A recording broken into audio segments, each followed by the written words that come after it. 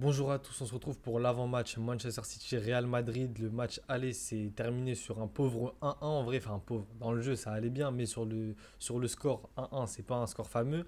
Mais en fait ça se fait pour les deux équipes, donc c'est comme s'il n'y avait pas eu de match aller. Donc là c'est vraiment un match couperé à 100%. Il n'y a pas une équipe qui a une avance d'un but ou un but à l'extérieur, ça n'existe pas. C'est vraiment comme si on ouvrait une nouvelle page blanche.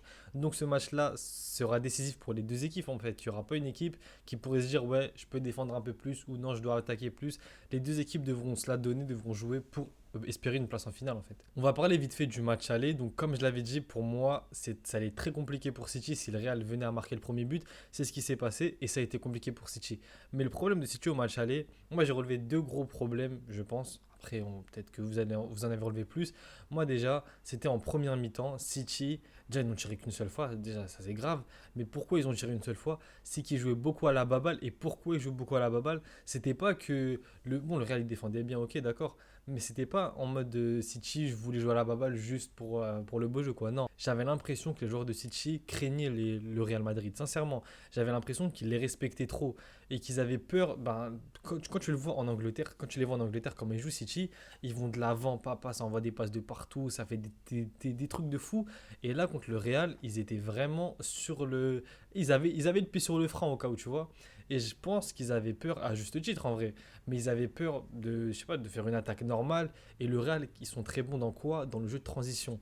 Ça veut dire à tout moment, tu es là, tu fais ton attaque, tout ton bloc, il est limite. On connaît City, quand ils vont dans la surface adverse, enfin dans la moitié de terrain adverse, il y a quasiment toute l'équipe qui est dans la surface adverse. Ils jouent assez haut, pardon. Et t'as qui de l'autre côté? T'as Vinicius d'un côté, t'as Rodrigo de l'autre, donc ça va à 2000. Et même si Walker il va très vite, tout ça, Vinicius, bon, on va pas parler de Vinicius individuellement, mais c'est l'un des meilleurs joueurs du monde actuellement, il n'y a pas débat sur ça. Et je pense que City craignait un peu ce jeu de transition, ce qui a fait que le Real Madrid en vrai gagne des champions l'année dernière, ça a été ce jeu de on encaisse, on encaisse, on encaisse, il y a une brèche, on rentre dedans, c'est fini, tu vois. Et je pense que City avait peur de ça, mais le problème, c'est que le Real, tu leur laisses beaucoup d'occasions, tu ne rentres pas dedans, ils vont finir par marquer, et ils ont marqué, donc voilà. Donc maintenant, on va dire que les choses sont équilibrées comptablement parlant, mais pour moi, psychologiquement parlant, déjà qu'on sait que City, c'est une équipe qui n'est pas connue pour avoir un mental d'acier à l'image d'un Real Madrid, par exemple. C'est pas une équipe qui est connue pour avoir un mental de fou, pour être clutch dans les moments vraiment importants. On l'a vu plusieurs fois depuis Guardiola est là-bas à City, on l'a vu plusieurs fois déjà ça, et notamment l'année dernière contre le Real Madrid. Donc pour moi, ce match-là, c'est beaucoup plus compliqué que ce que je pensais au début. Moi, je m'étais dit, pour l'aller, une petite victoire de 1 de City, je voyais bien ça. Ça s'est pas fait. City, ils auraient un petit avantage. Là, c'est comme s'il n'y a pas eu de match aller, sauf dans les têtes. Et le problème, c'est que le Real Madrid, sur 90 minutes, c'est vraiment impossible à jouer. C'est impossible à pronostiquer, surtout en demi-finale de LDC. C'est des malades mentaux, ces mecs. Donc, sur 90 minutes, j'ai sincèrement peur pour City. Et je pense que même en tant que favori pour la finale, en fait, si je suis rationnel, je mets City, tu vois, parce que gros effectif, il joue à domicile, tout ça. Mais le problème, c'est que le Real Madrid, on l'a vu l'année dernière, c'est très compliqué en LDC.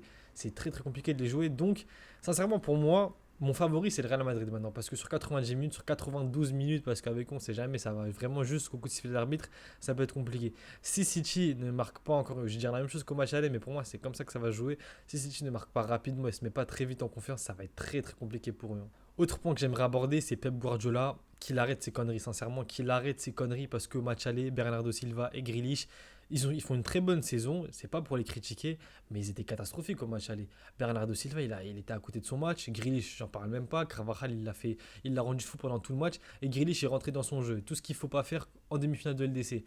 Donc, pour moi, Grealish et Bernardo Silva, pour moi, on doit garder Grealish. Grealish, tu le gardes à gauche parce qu'il est titulaire quasiment tous les matchs. Et il ne faut pas non plus déséquilibrer totalement l'équipe. C'est pas un truc à faire en demi-finale de l'essai. Guardiola, il l'a tenté une fois en finale, on a vu ce que ça a donné. Pour moi, tu gardes l'équipe de City normale. S'il y a Aki qui revient, bien sûr que tu remets Aki, ça, il n'y a pas de souci. Mais tu gardes l'effectif de l'aller. Mais pour moi, on va dire que c'est parce que tu es algérien ou quoi. Je vous jure que même pas. C'est juste là, je suis objectif. Parce que, regardez, l'aller, tu as eu Kamavinga qui défendait à gauche. Bon, c'est pas un latéral gauche, mais il défend très bien à gauche en tant que latéral. et tu avais Bernardo Silva. Bernardo Silva, c'est pas un mec qui va te. Comment dire? C'est pas un mec qui va percuter. C'est pas un mec. C'est plus un meneur de jeu excentré sur le côté. C'est un mec qui va essayer d'organiser le jeu. Il va faire des passes en retrait. C'est pas un mec qui va tout le temps aller percuter, aller déranger son défenseur tout le temps dans le duel, tout le temps dans un contre un. Il va essayer des trucs. Non, Bernardo Silva, c'est pas son jeu. On va pas lui demander de faire quelque chose qui n'est pas. On va pas le dénaturer, quoi. C'est pas Bernardo Silva sinon. Pour moi, Riyad Mahrez devrait être titulaire. Mais pour moi, il ne sera pas titulaire. Mais il devrait l'être. Parce que Kamavinga, il a muselé Bernardo Silva. Mais Kamavinga, il aura beaucoup plus de mal à faire avec Mahrez. Parce que Mahrez, c'est son jeu. Les 1 contre 1, la déstabilisation. On le voit encore là, sur ses 3 ou 4 derniers matchs de PL, il a 4 passes D. Il va faire du bien. City, l'année dernière, il a tué le Real presque, pas lui tout seul, j'ai envie de dire, mais en tout cas, il a fait vraiment mal au Real. Pour moi, Mahrez doit être titulaire, au moins pour les 60 premières minutes. Peut-être pas le mettre 90 minutes si Guardiola n'a pas envie, hein, mais au moins les 60-75 premières minutes, parce qu'il va foutre le bordel dans la défense du Real. C'est obligatoire, c'est quand Mahrez joue, c'est comme ça. Et dans tous les cas, ils seront obligés. S'ils marquent pas, s'ils tentent pas des choses, ils vont jamais se qualifier. Donc pour moi, Mahrez doit être titulaire et c'est presque obligé. Parce qu'on voit que le duo Gundogan-Mahrez, ils se comprennent même à l'autre bout du terrain. Pareil, Mahrez-De Bruyne, ça marche très bien. Mahrez-Haaland, ça marche correctement, tu vois. Mais voilà, pour moi, Mahrez doit être titulaire et ce n'est pas mon quotidien, je vous jure, là, je suis à 100% objectif. Maintenant, à côté du Real Madrid, sincèrement, je pense qu'il ne doit rien changer à la compo Ancelotti, même pas remettre Militao, parce que Rudiger, sans Rudiger, peut-être que tu mets Militao au match aller, c'est pas la même chose avec Haaland. Mais Rudiger, il a muselé Haaland, il l'a collé tout le match.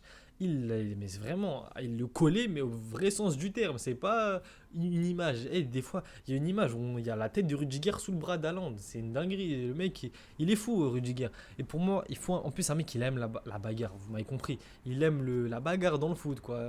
Avec tout le respect qu'on a.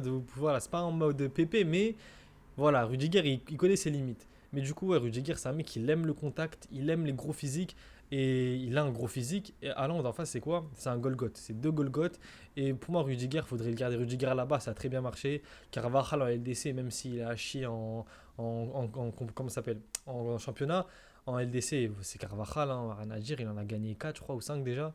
Il est très bon. Peut-être sans Carvajal, pareil, Grealish, il sort un match de fou. Ça n'a pas été le cas. Pour moi, il n'y a rien à changer au niveau du 11 du Real.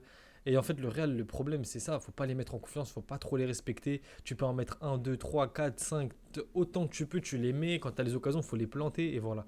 Et Guardiola, pour moi, c'est le facteur X en fait. S'ils jouent au con, City vont pas passer. Et voilà, ça va être compliqué. Très très compliqué pour eux. Je vous jure que, en termes d'effectifs, encore une fois, City sont devant. City ont légèrement l'avantage. Je pense même, j'ai pas vu les cotes parce que je m'en fous, je parie pas. D'ailleurs, pariez pas, c'est de la merde. Mais j'ai pas vu les cotes, j'ai pas vu qui est favori pour les bookmakers. Mais je pense que City sera un tout petit peu au-dessus, en plus, s'ils jouent à domicile, ceux qui reçoivent et tout ça. Mais les mecs, le Real Madrid doit faire très très attention parce que c'est une équipe en LDC, c'est totalement imprévisible. Dites-moi vous ce que vous en pensez. Est-ce que vous pensez que le Real va s'en sortir? Est-ce que vous pensez que City va s'en sortir? Est-ce que vous pensez que ça va être un match comme le match aller avec un petit score ou sinon ça va partir dans tous les sens? Dites-moi ce que vous pensez pour ce match-là. On s'attrape du coup pour le débrief du match normalement et on s'attrape pour une prochaine vidéo. A plus les mecs.